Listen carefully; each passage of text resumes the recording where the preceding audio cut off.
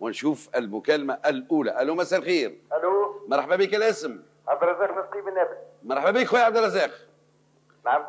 شنو رد فعلك على اللي سمعته واللي شفته واللي قالته إلى حد الآن أحلام قبل المسابقة ساعة؟ والله حقيقة كلام حلو ياسر بتاع مطربة يعني تجي أول مرة تونس. نعم. ويعني وتتحدث معنا في عندك سؤال ليها بما أنك انطربت لي ما قالته واللي ما غنيته، عندك سؤال للفنانة أحلام خويا عبد الرزاق؟ سؤال تنجمش تغنينا شوية من أغنية تونس ما حفظناش أغنية تونس. هل تحفظين ولو جزء من أغاني تونسية؟ مثل ايش؟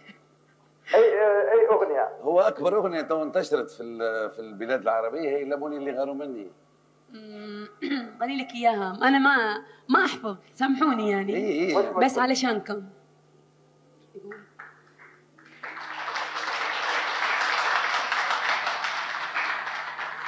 لاموني اللي غاروا مني وقالوا لي وش عجبك فيها، لاموني اللي غاروا مني وقالوا لي وش عجبك فيها، جاوبت اللي جهلوا فاني خدوا عيني شوفوا بيها. بربي ماكش حافظة أختي، الحمد لله إنك ماكش حافظة يعني.